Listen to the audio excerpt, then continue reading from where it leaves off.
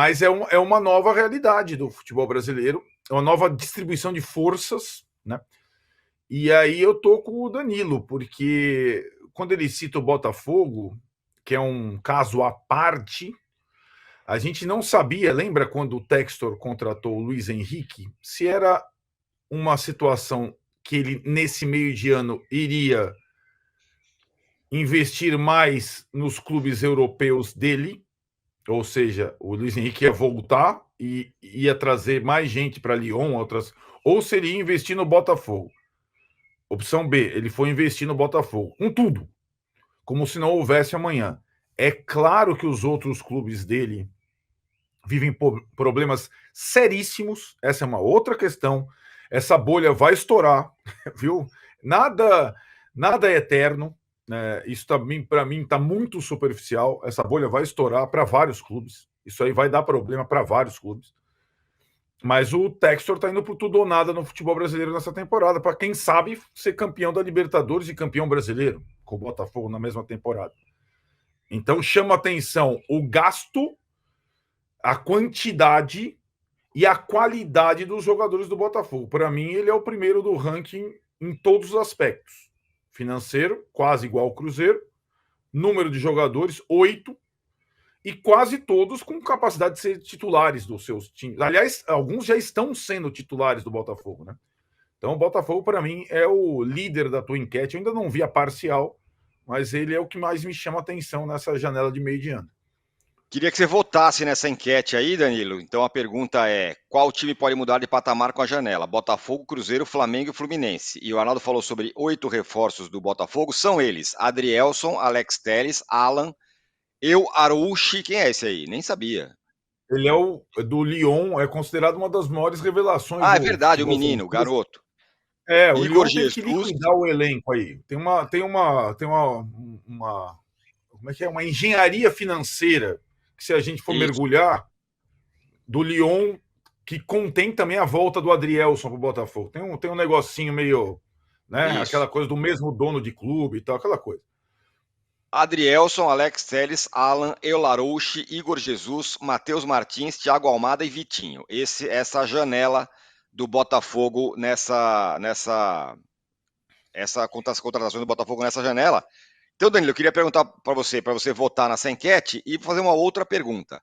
O Botafogo puxou a fila porque ele começou a contratar. Aí, sei lá, de alguma forma, o Flamengo falou: peraí, eu tô perdendo jogador toda semana, vou contratar um monte também. Rasgou o orçamento e contratou. E assim foi. E o Cruzeiro também puxando a fila. O que você acha? Para mim eu concordo com o voto do Arnaldo, eu acho que o Botafogo também é o que pode mudar de patamar. É claro que, especialmente na torcida, você gera uma pressão, mas não dá para os clubes se comportarem como o Botafogo. E eu ouso dizer aqui, para apanhar de todos os botafoguenses, que não dá nem para o Botafogo se comportar como o Botafogo está se comportando, se a gente considerar apenas o faturamento e o caixa do Botafogo.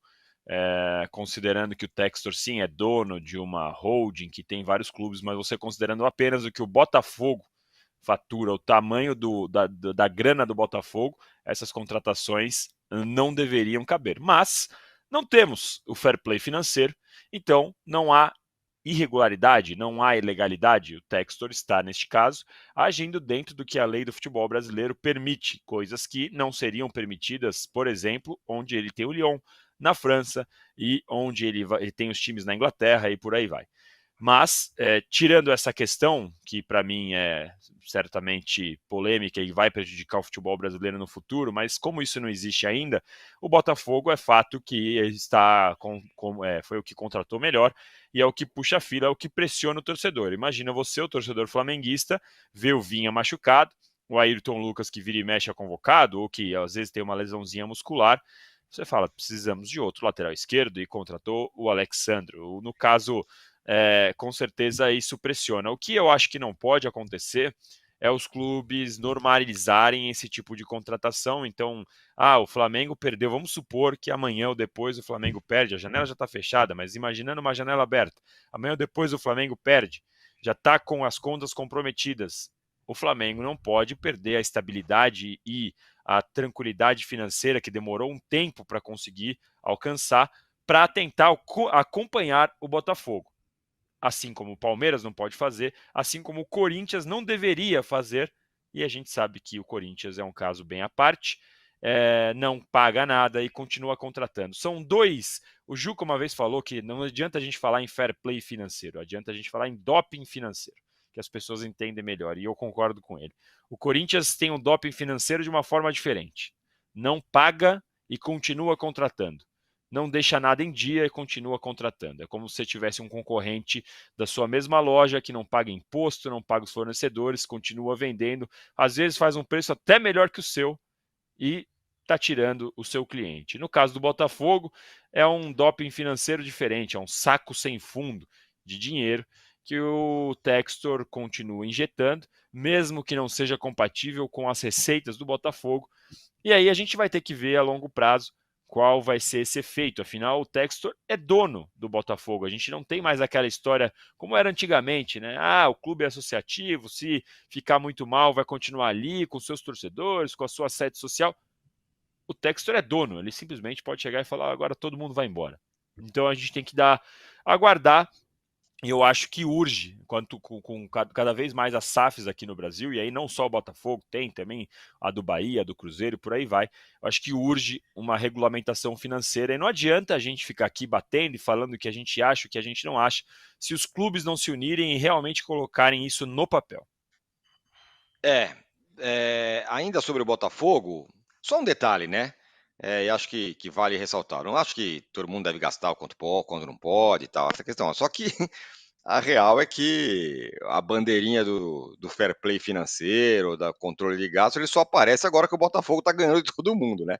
Como o Botafogo amassa todo mundo, contrata um jogador por semana, elimina um, ganha do outro, tem chance de ganhar o brasileiro. Agora, opa, como assim? Isso não pode. Quando o Botafogo apanhava de todo mundo, ninguém ligava. Podia estar contratando quem quisesse, Mas gastando. é justamente por isso, Tirone, que a gente precisa ter uma política de fair play financeiro faz tempo. Agora está voltando ao assunto, porque o Botafogo está contratando muito. Mas a gente precisa ter uma política de fair play financeiro, não é para proteger o Flamengo, o Palmeiras, o São Paulo. É para proteger o produto como um todo e para que casos como o Botafogo, que quase faliram, casos como o Cruzeiro, casos como o Vasco, que chegam ali na beira do poço, aliás, no fundo do poço, não podem acontecer. Quando a gente institui uma regra financeira e um fair play financeiro, não é só para proteger a igualdade do campeonato, e aí você tem vários critérios, tem a questão do salário, tem a questão da receita, é também para proteger os próprios clubes, porque com as regras do fair play financeiro você protege o seu clube, então o dirigente não vai poder tentar fazer ali uma gestão de 3 anos para contratar, ser campeão, virar história e depois deixar a bomba para o próximo que assumir, porque é isso que é a prática que a gente vê. Então eu entendo o seu ponto, os botafoguenses levantam essa bandeira, não tinha fair play, e é verdade, nunca teve fair play, mas também nunca teve o investimento do tamanho que a gente está tendo agora, e essa questão de clubes recentemente, Cruzeiro, Botafogo, Vasco, que chegaram em dívidas gigantescas por irresponsabilidade de cartolas, porque eles pensam apenas na gestão deles de 3 anos. Sim, queria que você colocasse a sua colher nessa conversa, Nalo. Só esse ponto, é que eu acho curioso isso, né? Sempre acho, porque agora ninguém está falando do fair play financeiro do Vasco, né? Ainda. Daqui a pouco, se o Vasco começar a contratar todo mundo e ganhar, ninguém vai. Aí vão começar a levantar essa bandeira. E só para ser justo, é a mesma bandeira levantada quando o Paulo Nobre salvou o Palmeiras. O Palmeiras tinha orçamento para aquela história lá, ou quando a Crefisa pagava fora do mercado para o Palmeiras. Essa questão também foi levantada lá atrás, só para ser justo e não falar que eu estou defendendo o Botafogo. Aconteceu com o Palmeiras também. Também foi acusado de, peraí, como assim? Que essa empresa está pagando um valor completamente fora do mercado. Ou o Flamengo, que todo mundo fala, porque ao longo da história teve sempre patrocínio estatal e blá blá blá. Sempre tem uma história, né? Só para não dizer que eu estou apenas defendendo o Botafogo aqui. Sim, sempre tem. E não é só no Brasil. Em qualquer liga. Né? O Manchester City até hoje é discutido na Inglaterra. Ele talvez tenha ferido 500 regulamentações da Premier League até hoje é objeto de estudo, investigação. Tem muita discussão. O Guardiola foi defender a bandeira do Manchester City, não exatamente da Premier League, né? Na Espanha, o clube modelo não era o Barcelona, que não precisa de patrocínio, forma jogador em casa, tal. Depois você vai cavoca, descobre que é maior escândalo, aí tem sanção. Essas coisas, essas discussões, o fair play financeiro, ele é mais uma expressão do que uma prática, né? No futebol mundial.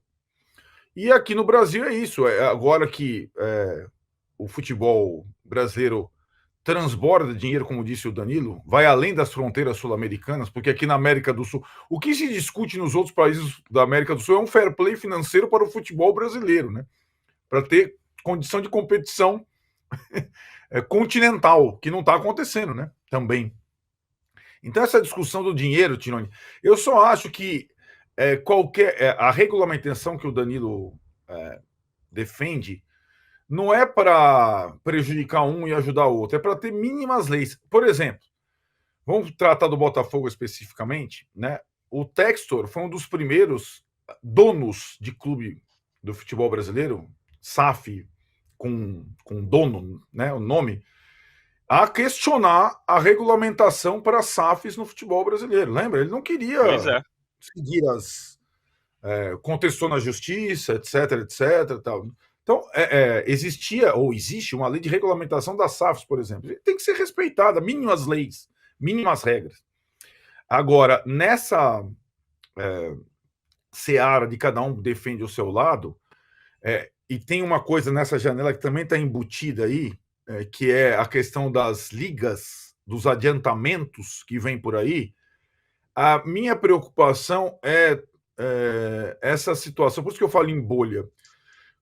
Eu consigo ver um cenário de muita dificuldade para que 20 clubes se reúnam para disputar um mesmo campeonato nessas condições, com 2 ligas, com 2 emissoras de televisão, com regulamentações diferentes, então, né, se você diverge em tudo, é difícil que você junte 20 para formar um campeonato. A liga, em tese, teria como regulamentar, inclusive financeiramente, a participação dos seus integrantes. Mas isso é um cenário utópico, né, no Brasil. Todo mundo está no all-in em 2024, certo? E depois a gente vê. Pode ser o modelo SAF do Botafogo, para ganhar os títulos esse ano e talvez não tenha mais a mesma chance num outro momento, ser campeão brasileiro da Libertadores, como está o Corinthians para não cair e tentar ser campeão em outra, que não é SAF, está devendo para caramba e tudo mais, né? No Brasil tem essa situação que você falou, Tironi, quem atira a primeira pedra, porque a estabilidade financeira, a correção dos rumos, tal, nunca existiu em nenhum clube brasileiro. Pode ser o mecenas, o doping financeiro, o patrocínio acima ou a SAF, não sei o que lá. Cada um tem a sua história, né? Ninguém tem uma história completamente dentro das regras, digamos assim. Ninguém tem. Então, tem um pouco essa situação que o torcedor do Botafogo se coloca nesse momento. Sim, eu entendo por quê. Qual vocês acham que é o maior nome desta janela do meio do ano? Não vou colocar o Luiz Henrique lá, porque ele chegou no começo do ano, que para mim talvez seja a maior contratação, o melhor jogador. Mas dessa turma que chegou agora aí, quem vocês acham que é o maior cara? Quer que eu fale os nomes aqui para vocês refrescar a memória de vocês? Alexandro do Flamengo, Alex Telles Botafogo, Alan Botafogo, Bright White Grêmio, Bernard Atlético Mineiro, Alcaraz Flamengo, Cássio no Cruzeiro, Felipe Anderson no Palmeiras, Gonçalo Plata no Flamengo, Igor Jesus no Botafogo, Matheus Henrique no Cruzeiro, Felipe Coutinho no Vasco, Thales Magno no Corinthians, Thiago Almada no Botafogo, Thiago Silva no Fluminense. Esses os principais. Eu acho que o maior nome é o último, tá? O Thiago Silva do Fluminense. Nossa, que tá não é fino ainda, hein? Não, ele que é um jogador de um outro nível. Nós temos vários da geração Thiago Silva jogando aqui também, né? Thiago Silva, Fernandinho, Luiz Gustavo, Marcelo, Rafinha, blá, blá, blá, tem um monte. Voltou todo mundo, até o Bernard voltou, né? É o Davi Luiz, dá pra gente pôr nessa geração, né? Davi Luiz.